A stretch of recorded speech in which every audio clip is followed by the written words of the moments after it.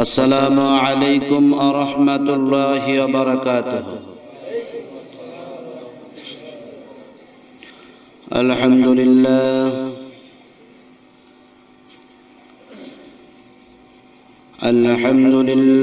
नहमदुहु व नस्तईनुहु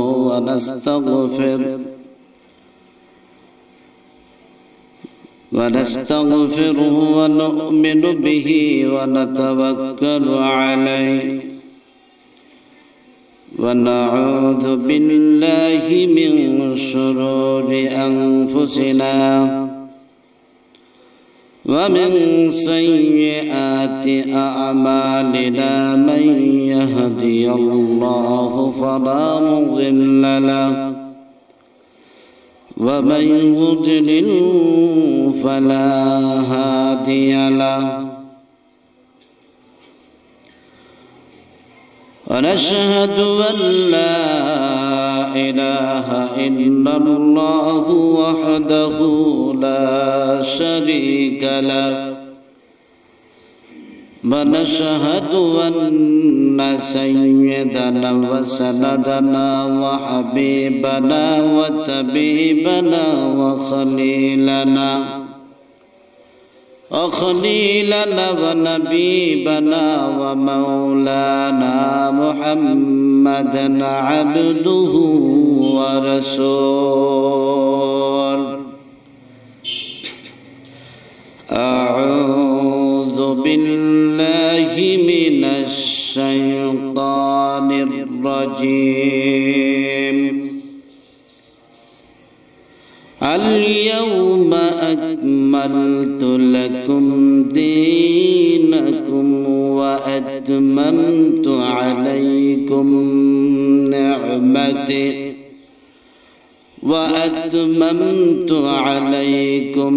نعمتي ورضيت لكم الإسلام دينا. وقال رسول الله صلى الله عليه وسلم: من تشبه بقوم فهو منهم،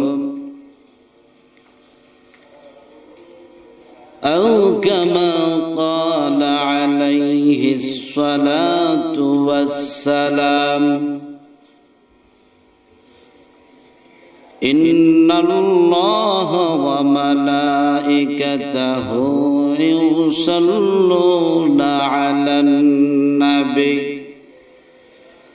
يا أيها الذين آمنوا صلوا عليه وسلموا تسليما. درود إبراهيم بوري.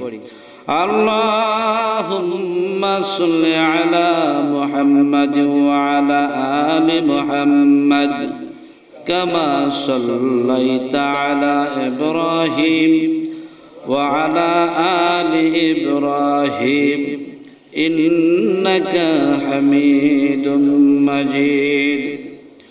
اللهم بارك على محمد وعلى آل محمد كما باركت على إبراهيم وعلى آل إبراهيم إنك حميد مجيد. بلغ العلا بكماله كشف الدجى بجماله حسنة جميع خصاله صلوا عليه وآله.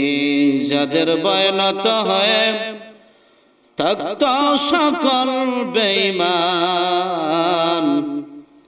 সেই বীরেরা গেল কোথায়, কোথায় গেল সেই মান। বালাগাল উলা বি كشف الدجى بجماله حسنة جميع خصاله صلوا عليه وآله. لا إله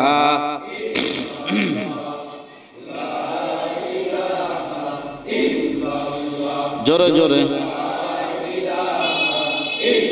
হা লা ইলাহা লা ইলাহা সুবহানাল্লাহ আলহামদুলিল্লাহ লা ইলাহা লা ইলাহা ইল্লাল্লাহু মুহাম্মাদুর রাসূলুল্লাহ সাল্লাল্লাহু আলাইহি ওয়াসাল্লাম। আল্লাহ পাকের দরবারে লাখ কোটি শুকরিয়া যে মহান আল্লাহ তাবারক ওয়া তাআলা আপনাকে আমাকে পবিত্র জুমার নামাজ পড়ার মানসিকতা তৈরি করে দিয়ে উপস্থিত হওয়ার তৌফিক দান করেছেন, এর জন্য শুকরিয়া তানাদাই করি আলহামদুলিল্লাহ। এমন একটা সময়, এমন একটা কাল আমরা অতিক্রম করিতেছি যে সময়টা গোটা পৃথিবীর ভিতর থেকে ইসলাম, মানবতা, কোরআনকে জাতি ধর্ম সকল জায়গার থেকে, সকল সেক্টর থেকে মুছে দিয়ে পৌত্তলিকতায় বিশ্বাসী সেই ধর্ম ইহুদি খ্রিস্টানদের মতাদর্শ সমাজে বাস্তবায়ন করার নিমিত্তে মানসিকতায় যারা কাজ করতেছে, সুদূর পরিকল্পনা বাস্তবায়ন করতেছে, ঠিক সেই সময় আপনাকে আমাকে চূড়ান্ত ঈমানের অগ্নি পরীক্ষায় অবতীর্ণ হতে হচ্ছে। আজকে আসমান জমিন সবকিছু সৃষ্টি করেছেন কে? আল্লাহ। সবকিছুর বানানেওয়ালা হলেন আল্লাহ। মানুষ সৃষ্টি করেছেন আল্লাহ, আসমান সৃষ্টি করেছেন আল্লাহ, দিন, সপ্তাহ, মিনিট, সেকেন্ড, সময়, রাত, দিন কে সৃষ্টি করেছেন? আল্লাহ। এর ভিতরে কল্যাণ অকল্যাণ যদি দিয়ে থাকেন তাহলে দেনওয়ালার মালিককে। অথচ আজকের গোটা বিশ্বে নতুন এক ভাইরাস জাতির ভিতরে ঢুকিয়ে দেওয়া হচ্ছে, বিভিন্ন দেবাস। আজকে তারই ধারাবাহিকতা আগামী বাংলা নববর্ষের পহেলা বৈশাখ আগামী শুক্রবার অর্থাৎ 14 এপ্রিল পালিত হবে। আমি আপনাদের কাছে জিজ্ঞাসা করি, কোন মাস এবং কোন দিনের ভিতরে, রাতের ভিতরে, কোন বছরের ভিতরে কল্যাণ দেনেওয়ালার মালিককে? যেই রাতের ভিতরে কল্যাণ আল্লাহ দিয়েছেন সেই রাত সম্পর্কেও আল্লাহ ঘোষণা করে দিয়েছেন, কথা ঠিক কিনা? গোটা মুসলমান উম্মার জন্য, মুসলমান জাতির জন্য 5টি রাতকে নির্ধারণ করে দিয়েছেন যে 5টি রাত ইবাদত করলে আল্লাহ খুশি হবে। কি কথা ঠিক কিনা? যেই মাসটা উত্তম মাস, সেই মাসটাও আল্লাহ ঘোষণা করেছেন, সেই মাসটা হলো রমজান মাস। যেই রাতটা সব থেকে দামি, হাজার মাসের থেকে উত্তম রাত, সেই রাতটা হলো শবে কদর, যেটা রমজানের ভিতরে আল্লাহ সংগঠিত করেছেন। সেই রজনীর নাম কি? কদর রজনী। সেই রজনীর নাম কি? জোরে বলেন, সেই রজনীর নাম কি? কদর রজনী। সেখানে কল্যাণ কতটা এটাও আল্লাহ কোরআনের আয়াতের ভিতরে ঘোষণা করেছেন কি করেন নাই? জোরে বলেন। অথচ আজকে বছরে 300 কত দিন? এমন কোন দিন নাই যেই দিনে দিবস নাই, কথা ঠিক কিনা? দিবসটাকে এমন ভাবে মডিফাই করা হয়েছে এবং মুসলমান জাতির ভিতরে এটা একটা রেওয়াজ না, একটা ইবাদত হিসেবে এটা পুশিং দেয়া হচ্ছে, এর বরকত দেয়া হচ্ছে। আপনারা জানেন আগামী পহেলা বৈশাখ রমনা বটের মূলে, হে পহেলা বৈশাখ তুমি এসো রমনা বটের মূলে। আচ্ছা বলেন তো, হিন্দুরা কত কোটি দেবতার ইবাদত করে? অনেকেই জানে না। মুসলমানের সন্তান, দুঃখের বিষয়, পরিতাপের বিষয়, এখানে কত কোটি? আওয়াজ দিয়ে বলেন কত কোটি? 33 কোটি দেবতার ইবাদত করেন। যেই দেবতাগুলো ইবাদত করেন ওই দেবতাগুলো নিজেরাই বানান। কি কথা ঠিক কিনা? এর অর্থ এই নয় যে হিন্দু ধর্মের ব্যাপারে আমি সমালোচনায় লিপ্ত। আমি যে কথাটা বোঝাতে চেয়েছি বা বলতে চাচ্ছি সেটা হলো, হিন্দুরা হিন্দুদের ধর্ম পালন করুক, এতে আমাদের কোনো আপত্তি নাই, আছে কি? আল্লাহ কোরআনে বলেছেন বিভিন্ন জায়গায় দ্বীনের ব্যাপারে, আমি আয়াতে কারিমা তেলাওয়াত করেছি। আর আল্লাহ কোরআনের ভিতরে বিভিন্ন জায়গায় দ্বীন সম্পর্কিত আয়াত নাজিল করেছেন। মালিক ইয়াউমিদ্দিন, এটাও সূরা ফাতিহার ভিতরে আছে কি আছে না? মালিক ইয়াউমিদ্দিন, এই দিনকে বিচার দিবসের দিন হিসাবে হিসাব করা হয়েছে, গণনা করা হয়েছে, ধার্য করা হয়েছে আল্লাহর নিকটে। লা ইকরাহ ফিদ্দিন, এখানে ধর্মের ব্যাপারে বলা হয়েছে যে ধর্মের এই দিনটা আল ইয়াউমা আকমালতু লাকুম দীনাকুম, এখানে তোমাদের জন্য ইসলামকে পরিপূর্ণতায় পৌঁছে দেওয়া হয়েছে। এটাকে ইসলাম বলে। এই দিন কোন কোন শব্দের জন্য ব্যবহৃত হয়েছে? ইসলামের জন্য ব্যবহৃত হয়েছে। বিভিন্ন জায়গায় দিনের কথা আসছে, আবার আসছে ইন্নাদ দীনা ইনদাল্লাহিল ইসলাম, একমাত্র মনোনীত ধর্ম হলো আল্লাহর কাছে কোন ধর্ম? ইসলাম ধর্ম। আমরা মুসলমান হিসেবে আমরা কোন ধর্ম মানি? ইসলাম ধর্ম মানার কারণে আমাদেরকে মুসলিম বলা হয়, কথা ঠিক কিনা?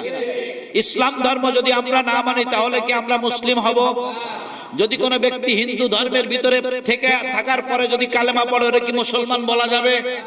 কালেমা পড়তেছে, নামাজ পড়তেছে, কিন্তু হিন্দু ধর্ম ছাড়ে নাই, সে পৌত্তলিকতায় সে বিশ্বাসী, সে অর্চনা পূজা করে, মনসা পূজা করে, দেবদেবীর পূজা করে, এই ব্যক্তিকে কি মুসলমান বলবে? আর একজন মুসলমান, সে নামাজ পড়ে, সবকিছু করে, কালেমাও পড়ে, আবার হিন্দুদের পূজায় যায়, ওরে কি সরাসরি হিন্দু বলা যাবে?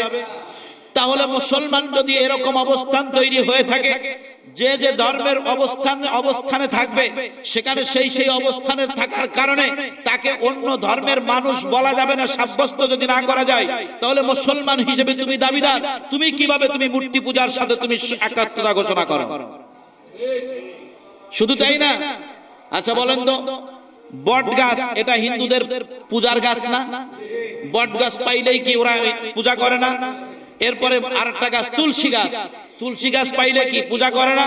বট গাছ পাইলেই সেখানে রং চং মাখায়, সেখানে ঢং ঢং করে সেখানে পূজায় লিপ্ত হয়, কথা ঠিক কিনা? হিন্দুরা করুক সেখানে রমনা বটের মূলে, কিন্তু তুমি মুসলমান ডাকো কিভাবে? হে পহেলা বৈশাখ এসো রমনা বটের মূলে। তুমি কি মুসলমান না? তুমি নাস্তিকদের কার্যক্রম দালালি করতেছো কোনটা? তুমি কি মুসলমানের সন্তান হয়ে তুমি ইহুদি খ্রিস্টানদের দালালি করতেছো? এটা স্পর্ধা তোমাকে কে দিয়েছে? এই সাহস তো, এই অধিকার তোমাকে দেওয়া হয় নাই। তোমার যদি ইসলাম ধর্ম ভালো না লাগে, অন্য ধর্মের ভিতরে চলে যাও, সেই পৌত্তলিকতায় বিশ্বাসী হও, তুমি সেই সমস্ত ইহুদি খ্রিস্টানদের দালালি করো, তাতে আমাদের কোনো আপত্তি নেই, তুমি সেখানে চলে যাও। কিন্তু মুসলমানের নাম নিয়ে, ইসলামের নাম নিয়ে তুমি এই এসো বটমূলে, আর সেখানে তুমি কল্যাণ দাবি করবে, এটা মুসলমান মেনে নিবে না ইনশাআল্লাহ। এবার আসেন দিবস পালন করার কথা। দিবস পালন করার যদি কার্যকারিতা এবং সেখানে যদি কল্যাণ থাকতো, তাহলে পৃথিবীর সবথেকে শ্রেষ্ঠ দিবস হলো মুহাম্মদুর রাসূলুল্লাহ সাল্লাল্লাহু আলাইহি সাল্লামের নবুয়তের দিবস, কথা ঠিক কিনা? তাহলে সেই মুসলমান কি নবুয়তের দিবস পালন করে? জোরে বলেন করে? সেখানে নবুয়তের দিবস পালন করার জন্য ইসলামের বিধান আছে। তাহলে তুমি মুসলমানের সন্তান হয়ে তুমি ইসলামে মুহাম্মদুর রাসূলুল্লাহ যাকে সৃষ্টি না করলে কোনো কিছু সৃষ্টি করা হতো না, সেই বিশ্ব মানবতার কাণ্ডারী, বিশ্ব মানবতার মুক্তির দিশারি সাইয়্যিদুল মুরসালিন মুহাম্মদুর রাসূলুল্লাহ সাল্লাল্লাহু আলাইহি সাল্লামের সেই নবুয়তের দিবস যেখানে পালন করা যায় না, তুমি তার উম্মত দাবিদার হয়ে, মুসলমান দাবিদার হয়ে, মুসলিম দাবিদার হয়ে তুমি ওই রমনা বটমূলে তুমি কিভাবে মুসলমানদেরকে আহ্বান করো? এটা তুমি করতে পারো না। আর যখনই তুমি করো, তাহলে বোঝা গেল আসলে তুমি মুসলমান নামধারী, আসলে খ্রিস্টানদের তুমি দালাল। আজকে বাংলা নববর্ষের আবির্ভাব কোত্থেকে হলো? সম্রাট আকবর, নাম শুনেছেন না? সেখান থেকে সনের, বাংলা সনের এই উদ্ভাবক দাতা, সৃষ্টিদাতা, সেখানে উনি কিছু চাটুকার, বাটপার, চিটার, লম্পট, প্রত্যেক সরকারের সাইডি, ডান পাশে, বাম পাশে, সামনে পিছনে কিছু চাটুকার থাকে, থাকে কি থাকে না? সেই ধারাবাহিকতায় তার আশেপাশে যারা ছিল তারা তাকে মডিফাই করে এরকম কিছু দিবস যে কৃষি কাজের জন্য মঙ্গল বয়ে আনবে আর এই সেই মঙ্গলের জন্য দিবস পালন করত। সেখান থেকে ধারাবাহিকভাবে আজকে ইহুদি খ্রিস্টান আজকে দিবসগুলো পালন করে। পৌত্তলিকতায় বিশ্বাসী অর্থাৎ হিন্দুরা এবং ইহুদি খ্রিস্টানরা এই দিবসগুলো পালনে ব্যস্ত, কথা ঠিক কিনা? সেখানে মুসলমান তো যেতে পারে না তুমি যদি মুসলমান হয়ে থাকো। আর তুমি যদি যাও মুসলমানিত্ব মুসলমানের পরিচয় দিয়ে, তাহলে তোমাকে এই অধিকার দেওয়া হয় নাই যে ইসলামের নামে তুমি ভণ্ডামি করবে, পূজা অর্চনা করবে আর ইসলামকে কটাক্ষ করবে, মানুষের কাছে ইসলামকে ছোট করবে, এই অধিকার তোমাকে দেওয়া হয় না। কি হয়েছে কি? তাহলে তুমি পাইলে কোথায়? এরপরে যদি দিবস পালন করতে হয় তাহলে সব থেকে দিবস পালনের ক্ষেত্রে সব থেকে পৃথিবীর আল্লাহ রসুলের পরের জমানার সত্যের জমানার মানুষ হলো শাহবাজ মাইন, কথা ঠিক কিনা? আওয়াজ দিয়ে বলেন কথা ঠিক কিনা? তাহলে শাহবাজ মাইনদের দিবস পালন করা হয়। যদি না দিবস পালন করা হয় তাহলে তোমরা আজকেরা ওই শারদীয় দুর্গা পূজার ভিতরে তোমরা মুসলমানরা যে সেখানে অর্চনা করো, কিভাবে? তোমরা কি মুসলমানের সন্তান না বৈধ সন্তান না অবৈধ সন্তান? যদি তুমি বৈধ সন্তান হয়ে থাকো, মুসলমানের বাচ্চা হয়ে থাকো, তাহলে তুমি কোনো পূজার সাথে সম্পৃক্ততা হতে পারো না। হিন্দুরা করতেছে তাদের ব্যাপারে লা ইকরাহা ফিদ্দিন, তাদের ধর্মের ব্যাপারে আমাদের কোনো বাড়াবাড়ি নাই, তারা তাদের ধর্মের ব্যাপারে তাদের দিন ব্যাপারে যা করে ইচ্ছে তাই করে, কিন্তু মুসলমান হিসাবে এটা করার অধিকার মুসলমানের নাই। মুসলমানকে ধোঁকা দেওয়ার অধিকার তোমাকে দেওয়া হয় নাই। এটা বাংলাদেশ মুসলমানের দেশ, ৯৯% মুসলমান এদেশে বসবাস করে, এখানে ভণ্ডামি করার সুযোগ নাই। এদেশ বাংলাদেশ শাহজালালের দেশ, শাহপরানের দেশ, শাহ মাকদুমের দেশ, এখানে ওলি আল্লাহর দেশ। এমন কোন ডিস্ট্রিক্ট নাই যেই ডিস্ট্রিক্টে একজন আল্লাহর ওলি ঘুমায় নাই।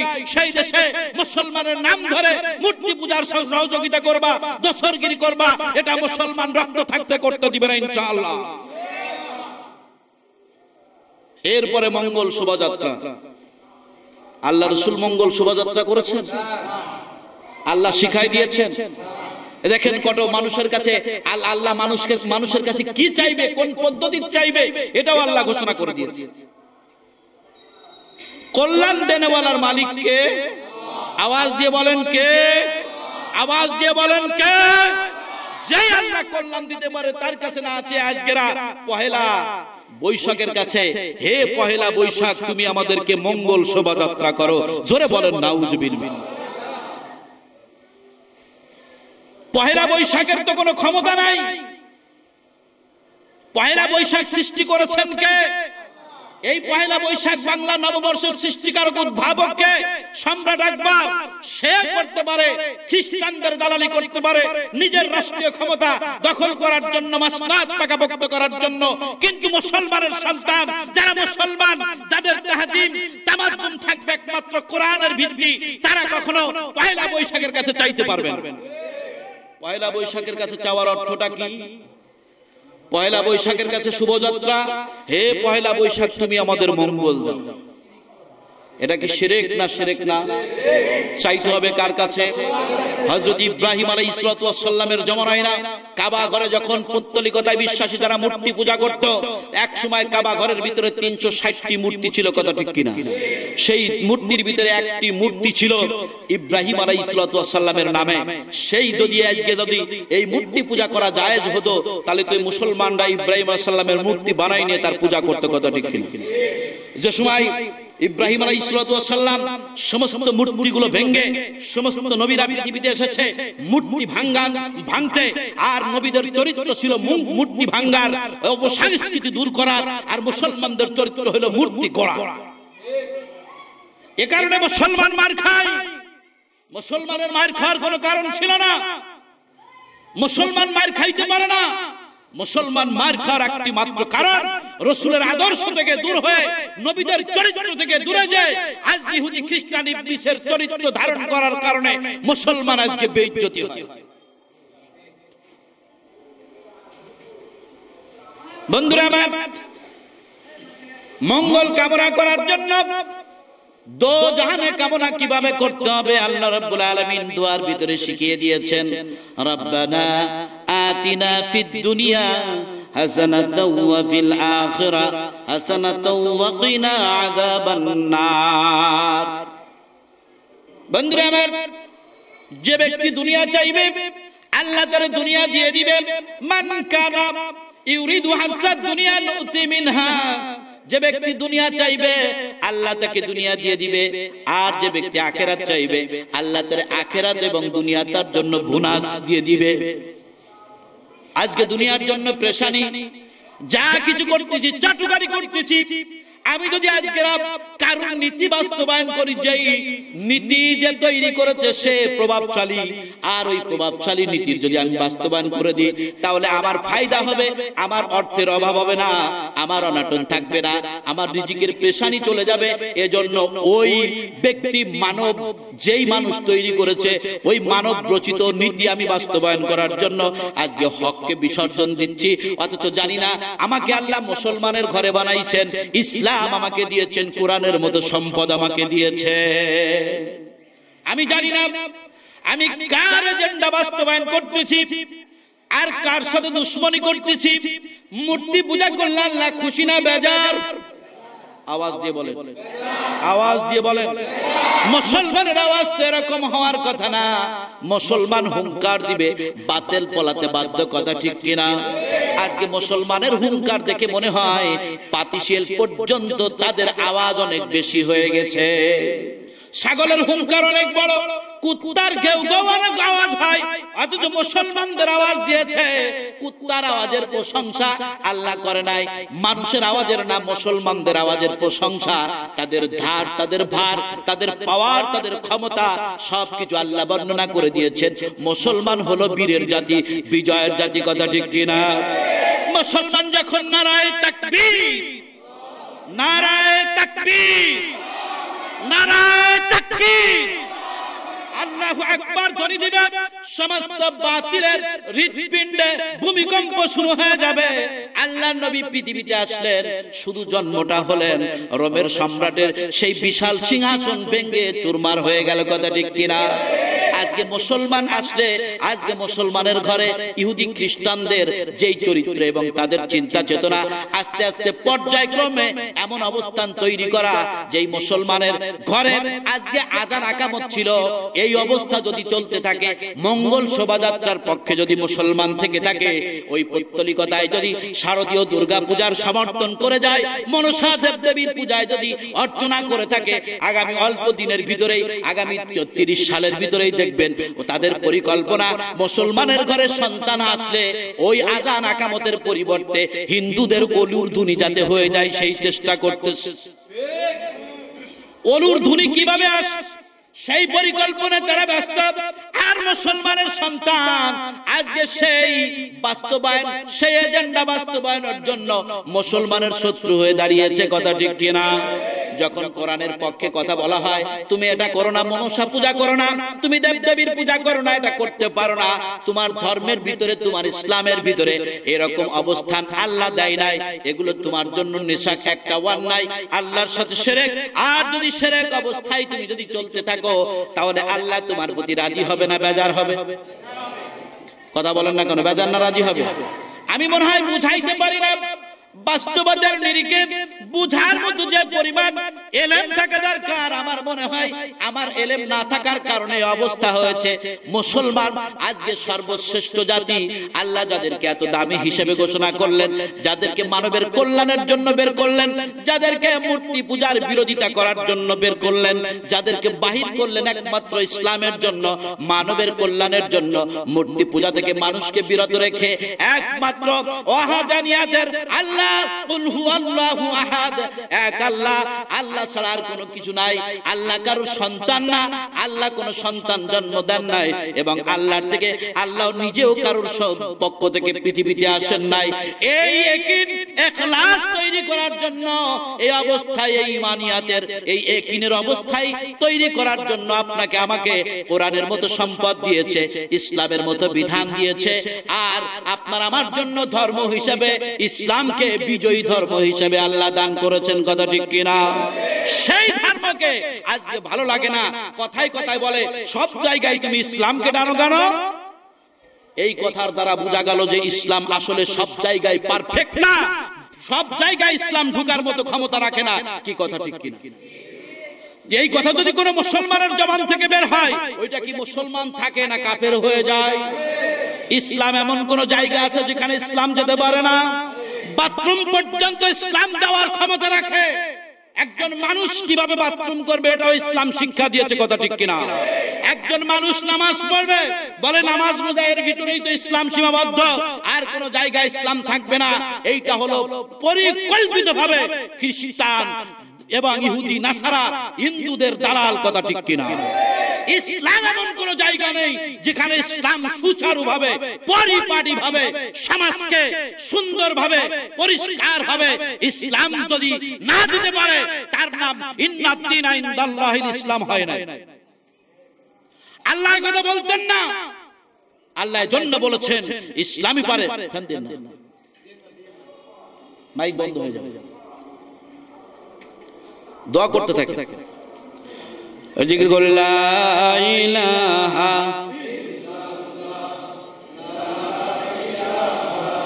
ইল্লাল্লাহ, লা ইলাহা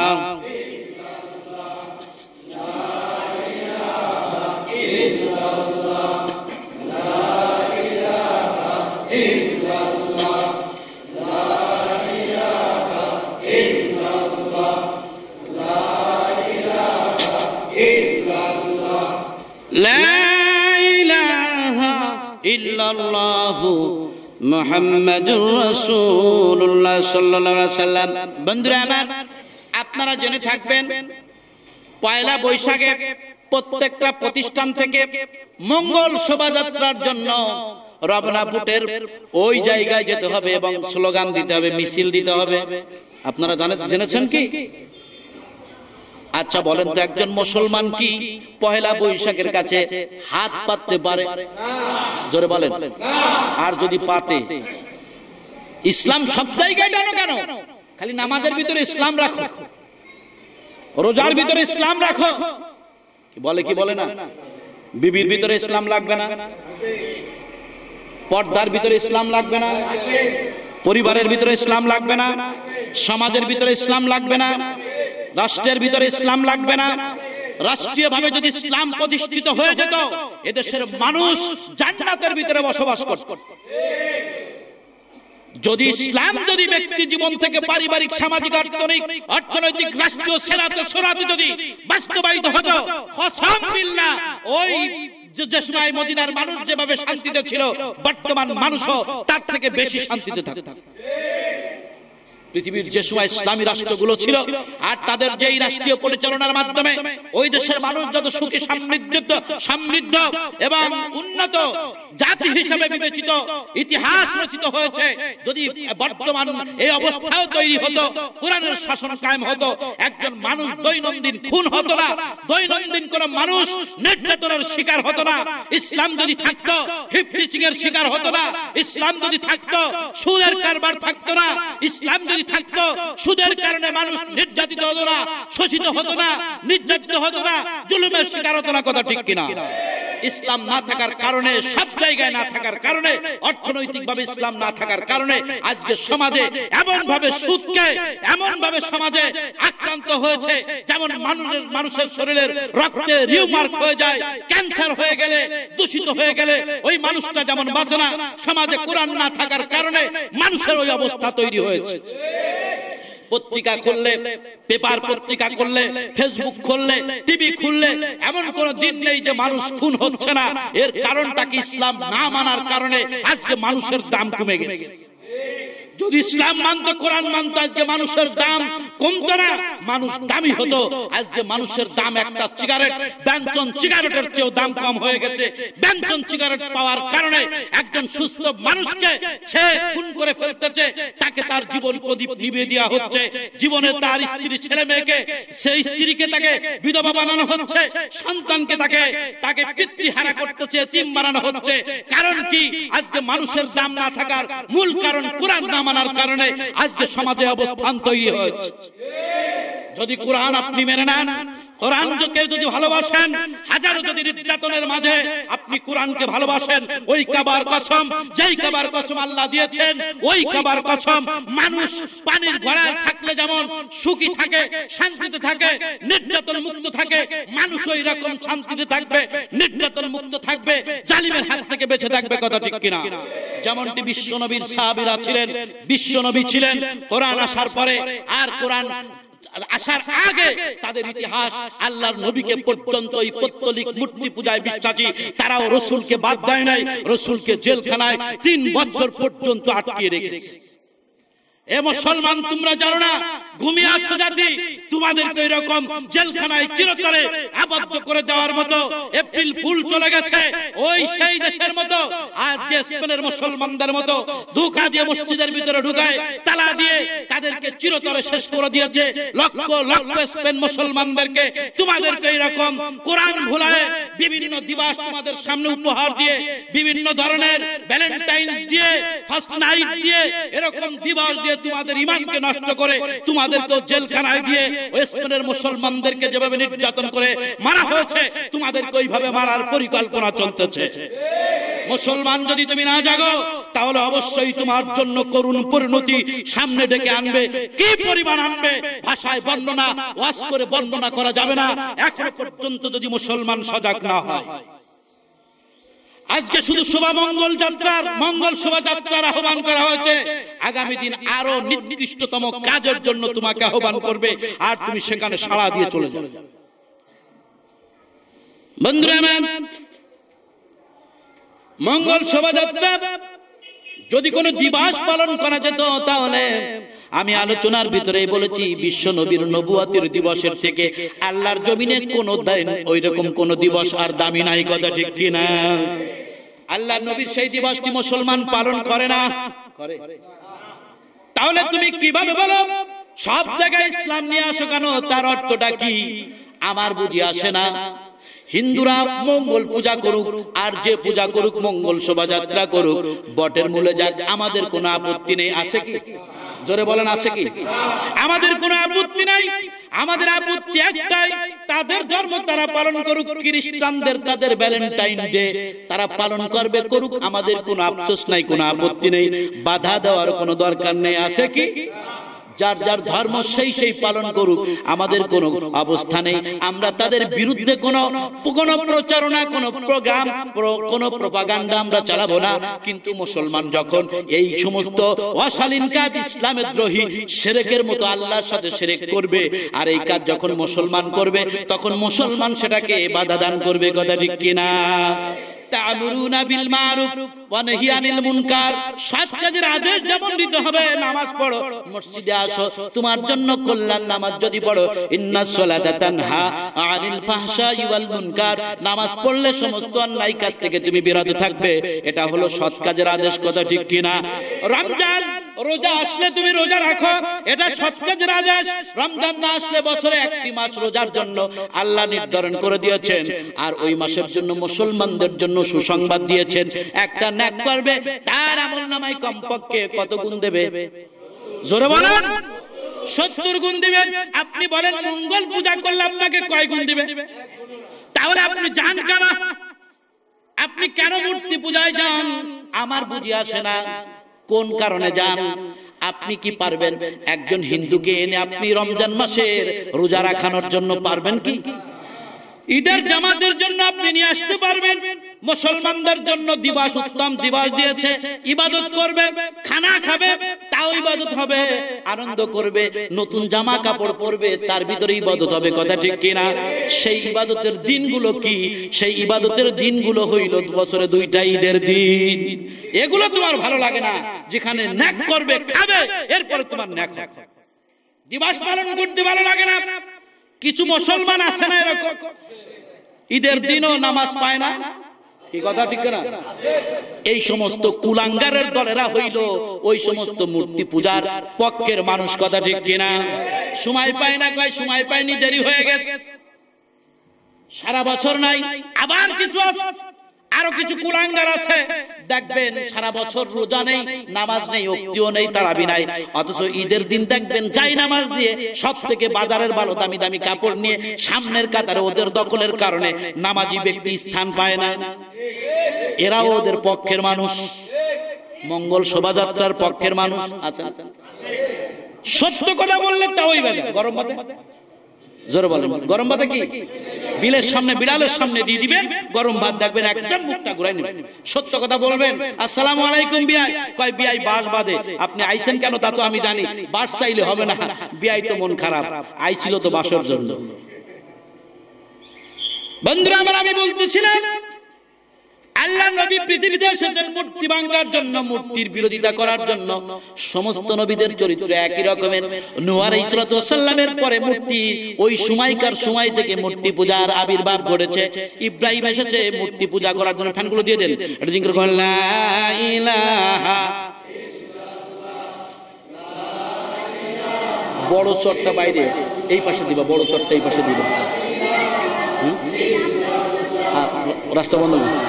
ইলাহা ইল্লাল্লাহ, লা ইলাহা ইল্লাল্লাহ, লা ইলাহা ইল্লাল্লাহ, লা ইলাহা ইল্লাল্লাহ মুহাম্মাদুর রাসূলুল্লাহ সাল্লাল্লাহু আলাইহি ওয়াসাল্লাম। বন্ধুরা আবার ইব্রাহিম আলাইহিস সালাম আসলেন, তিনিও মূর্তি ভাঙলেন। সমস্ত মুসলিম মিল্লাত, মুসলমানদের জাতির পিতা হলেন কে? আওয়াজ দিয়ে বলেন। যারা চুপ থাকেন মনে হয় আপনাদের সন্দেহ আছে ইব্রাহিম আলাইহিস সালাম জাতির পিতা। সন্দেহ আছে নাকি? কার কার সন্দেহ নেই? সন্দেহ নেই কার কার? আওয়াজ দিতে সমস্যা কোথায়? নেতার নামটা তো জোরে জোরে বলে, কিন্তু জাতির পিতার নাম নিতে এত আপত্তি কোথায়? বোঝা গেল আপনি যদি এই সত্য কথাটা বলেন তাহলে পিছন থেকে আপনাকে রাইফেল দিয়ে আঘাত করতে পারে, আক্রমণ করতে পারে, আরেস্ট করতে পারে। যেই জাতি তার সত্যতার পিতাকে স্বীকার করে না, ওই জাতি বেয়াদব, মূর্খ, পরিণাম ফল জাহান্নাম। কথা ঠিক কিনা? যেই জাতি তার বাপকে, যেই ছেলে তার বাপকে বাপ বলে স্বীকার করে না, মুরব্বী মানে না, ওই ছেলে বেয়াদব, পরিণাম ফল জাহান্নাম। কথা ঠিক কিনা? এজন্য ইহুদি খ্রিস্টানরা বেয়াদব, কারণ কে? তারা আল্লাহকে আল্লাহ উজার সাল্লামকে আল্লাহর ছেলে বলে। বলে তাহলে বলা গেল আল্লাহর ছেলে আছে, তো কথা বলেন না কেন? এটা একটা মূর্তি পূজা, শিরক। এটা কি শিরক? সমস্ত নবীরা শিরকের বিরুদ্ধে এসেছে। সাহাবা আজমাইনও শিরকের বিরুদ্ধে, শিরকের বিরোধিতা করতে করতে জীবন চলে গেল, তাদের রক্তক্ষরণ হয়ে গেল। হযরত ওমর শাহাদাত বরণ করলেন, হযরত আলীও শাহাদাত বরণ করলেন, উসমানও শাহাদাত বরণ করলেন। কি কথা ঠিক কিনা? হযরত ওমর রাদিয়াল্লাহু তাআলা কে কোনো অবস্থায় কাবু করতে পারে না, কোন অবস্থায় যখন তাকে পাকড়াও করতে পারে না, সে যখন সমস্ত অন্যায়ের প্রতিবাদ করে জগৎ জয় করে চলেছেন, সে যখন দীর্ঘ প্রায় 2 কোটি 2 অর্থাৎ 42 লক্ষ না 40 লক্ষ বর্গ কিলোমিটারের রাষ্ট্রপ্রধান ছিলেন হযরতে ওমর রাদিয়াল্লাহু তাআলা আনহু, যার রাষ্ট্র পরিচালনার বিচক্ষণতায় গোটা কাফের বেঈমান থরথর করে কাঁপতো না। ইবলিস শয়তান পর্যন্ত 40 দিন পর্যন্ত এই রাস্তা দিয়ে যেত না। মূর্তি পূজা করার জন্য না, মূর্তি পূজার বিরোধিতা করার জন্য এই পাওয়ার তৈরি করেছে। যদি আপনি সেই মূর্তি পূজার বিরোধিতা করেন, অন্যায়ের প্রতিবাদ করেন, আল্লাহ আপনাকে ইজ্জত দেবে না, বেইজ্জতি করবে। জোরে বলেন। আপনারা ইজ্জত চান না বেইজ্জতি চান? কয় হুজুর চাই, কিন্তু নগদ চাই। ওই পরকালের কথা তো পরের কথা, কি হবে কি হবে না ওই কথা বিশ্বাস করি না।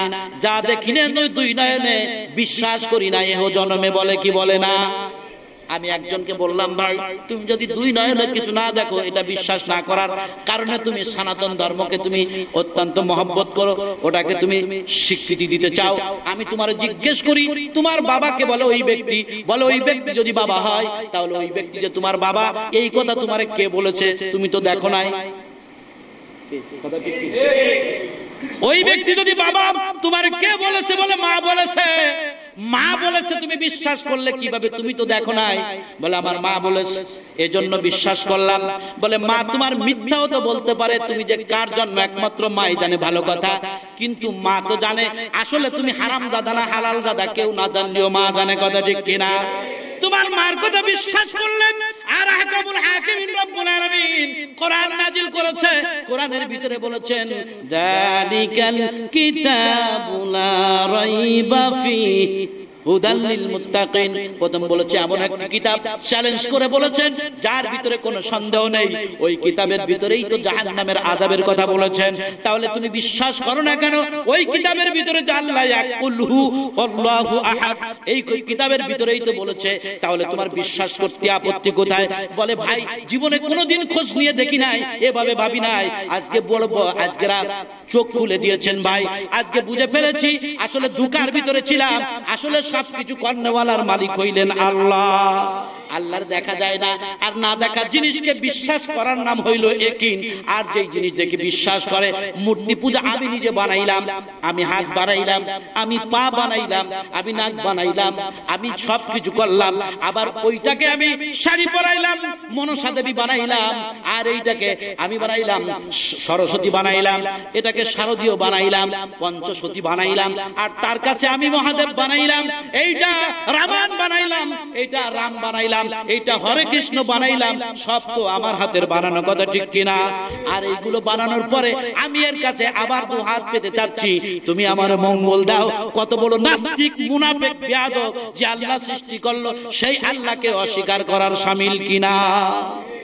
আমি বানালাম যেই জিনিস, সেই জিনিসের কাছে হাত পেতে চাইতে পারে হিন্দুরা, যেহেতু তারা ৩৩ কোটি দেবতার উপাসনা করে, তুমি মুসলমান, তুমি কিভাবে চাও?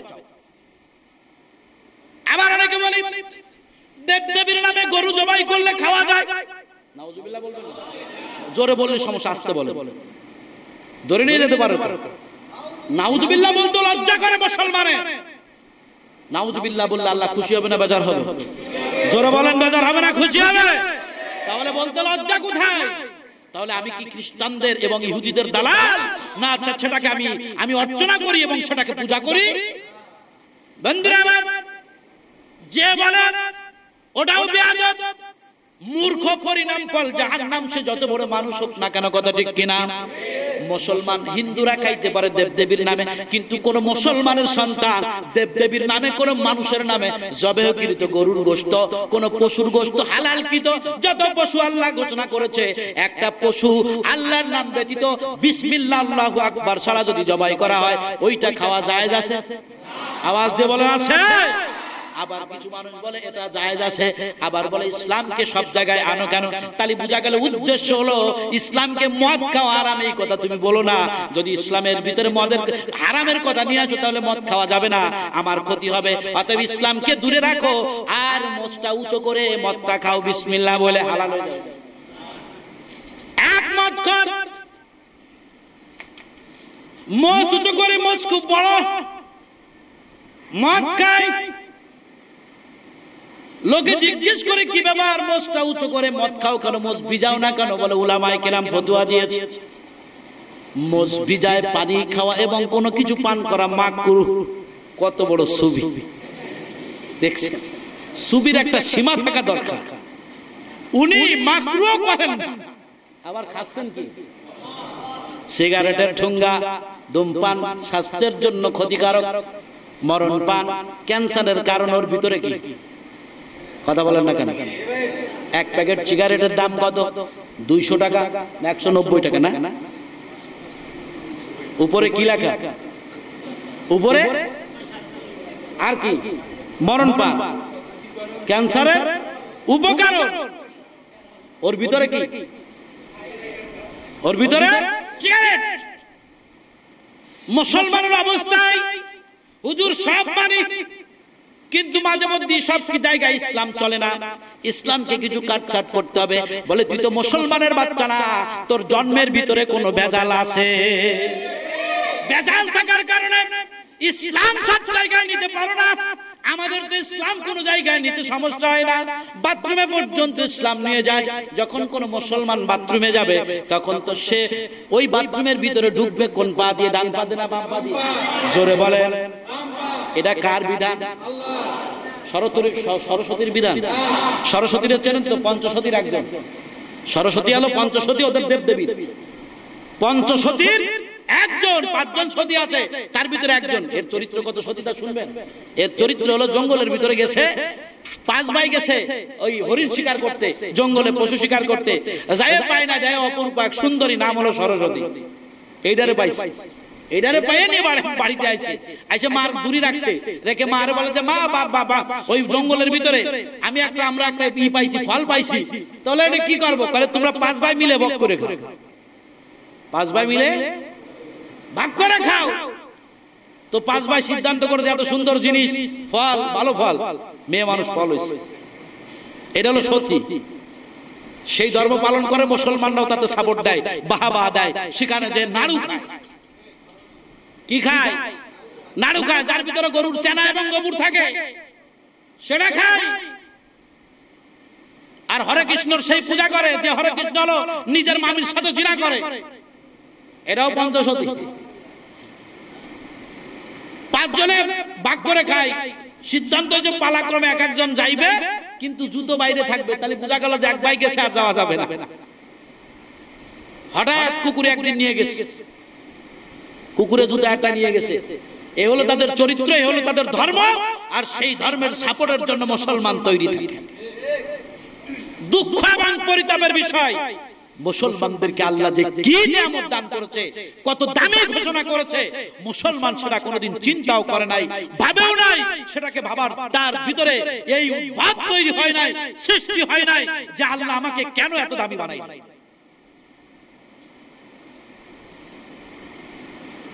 মুসলমানকে সমস্ত অনাচার, অত্যাচার, জুলুম, নির্যাতন সবকিছু বন্ধ করার জন্য মুসলমানদেরকে তৈরি করা হয়েছে। মুসলমানিত্ব দেওয়া হয়েছে, কোরআনের মতো সম্পদ দেওয়া হয়েছে, ইসলামের মতো পরিপূর্ণ জীবন ব্যবস্থা আল্লাহ মুসলমানদেরকে দান করেছে। বলেন সুবহানাল্লাহ।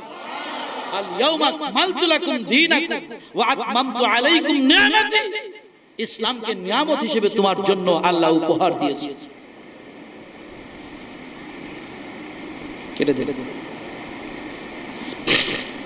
বন্ধ করে দিন। কল্পনা করতে পারবে না মুসলমান কত টাকা খরচ করবে তার ব্যবসার জন্য। মুসলিম হিন্দুদেরকে বিভিন্ন ধরনের ডোনেশন দিয়ে এবং তার নামে পয়লা বৈশাখের নামে সেখানে শাড়ি তৈরি করা হয়। শাড়ির পাট তো দেখছেন, মনোগ্রাম আছে না শাড়ির পাড়ে? কি পয়লা বৈশাখের মনোগ্রাম বোঝেন তো? মনোগ্রাম, প্রত্যেকটা কোম্পানির একটা মনোগ্রাম আছে, একটা সিল আছে। আজকে মুসলমান সেই সিল নিয়ে দুনিয়া কামানোর জন্য আজকে তাদেরকে ডোনেশন দিচ্ছে আর তাদের নামে প্রচার করতেছে, প্রসার করতেছে আজকে মঙ্গল শোভাযাত্রার নামে। মুসলমান কোথায় পৌঁছাইছে? আসফালা সাফিলিনের দরজায়। অতএব মুসলমান যদি এখনো হুঁশ না আসে, মুসলমানের বেইজ্জতির সীমা থাকবে না। এজন্য মুসলমানের মুসলমানিত্ব বজায় রাখা দরকার আছে কি আছে না? সমস্ত অনাচার, অন্যায়, নির্যাতন, জুলুম থেকে জাতিকে বাঁচানো দরকার আছে কি আছে না? ছোট্ট ছোট্ট শিশুদেরকে আজকে গুলি করে হত্যা করা হচ্ছে, কেটে টুকরা টুকরা করা হচ্ছে। আজকে মুসলমান যদি হুঙ্কার দেয়, খোদার কসম আর একটি শিশু আগামী কাল থেকে আর খুন হবে না, একটা নারীও খুন হবে না। একজন মানুষকে হতে পারে সে বেধর্মী, এরপর তাকে হত্যা করার মতো দুঃসাহস পাবে না। মুসলমান যদি হুঙ্কার দেয়, আগামী কাল সকাল থেকে কোন নারী, যুবতী নারী হিপটিসিং এর শিকার হবে না। কোন বাপ তার স্ত্রীকে অর্থাৎ কোন বাপ তার সন্তানের অর্থাৎ সন্তানকে এতিম করবে না। কোন সন্তান তার সে এতিম হবে না, তার বাপকে হত্যা করার সুযোগ সময় আগামীকাল সকাল থেকে পাবে না, পাবে না, পাবে না ইনশাআল্লাহ। এজন্য মুসলমান হিসেবে আপনার নৈতিক দায়িত্ব আছে কিনা অন্যায়ের প্রতিবাদ করা, আল্লাহর নির্দেশ আছে কিনা ওয়া নাহি আনিল মুনকারের নির্দেশ আল্লাহ দিয়েছেন কিনা? এটা কি কোনো মোল্লা মৌলবীর কথা? নাহি আনিল মুনকার, অন্যায়ের প্রতিবাদ করা, অন্যায়কে সমূলে বিনাশ করে দেওয়া, অন্যায়কে ধ্বংস করে দেওয়া, জাতিকে সুস্থ ধারায় জাতি পরিচালিত হবে, সুস্থ ধারার অবস্থান তৈরি করে জাতিকে একটা সুন্দর সমৃদ্ধ দেশ এই যুব সমাজের উপহার দেওয়া নৈতিক দায়িত্ব, ঈমানি দায়িত্ব। আর ঈমানি দায়িত্ব থেকে যদি আমি যদি আজকে পদস্খলন ঘটে যায়, আল্লাহর দরবারে জবাবদিহিতা করতে হবে। যদি জবাবদিহিতার ভয় থাকে, আমরা তওবা করি, আমরা আর কখনো আল্লাহর সাথে নাফরমানি করব না। রাজি আছি তো ইনশাআল্লাহ? এই সমস্ত অন্যায়ের জন্য মসজিদকে সজাগ রাখতে হবে, মাদ্রাসাকে সজাগ রাখতে হবে। আর তাদের পরিকল্পনা হলো মাদ্রাসাকে বন্ধ করে দেওয়া। গত 2 দিন আগেও এমন একজন ব্যক্তি বলেছেন যে দেশের যদি জঙ্গি বন্ধ করতে হয়, মাদ্রাসা এবং মসজিদে তালা লাগিয়ে দিতে হবে। চিৎকার করে বলেন নাউজুবিল্লাহ। আর এই লোকটাকে বাংলার জমিনে থাকতে দেওয়ার অধিকার নেই। কথা ঠিক কিনা? বাংলার জমিন মুসলমানের জমিন, মুসলমানের দেশ। এখানে কোন নাস্তিকের স্থান থাকার কথা না, থাকতে পারে না। ইনশাআল্লাহ এক বিন্দু রক্ত থাকতে, আজ হোক আর কাল হোক, ইনশাআল্লাহ কোন নাস্তিক বাংলার জমিনে থাকবে না। কথা ঠিক কিনা?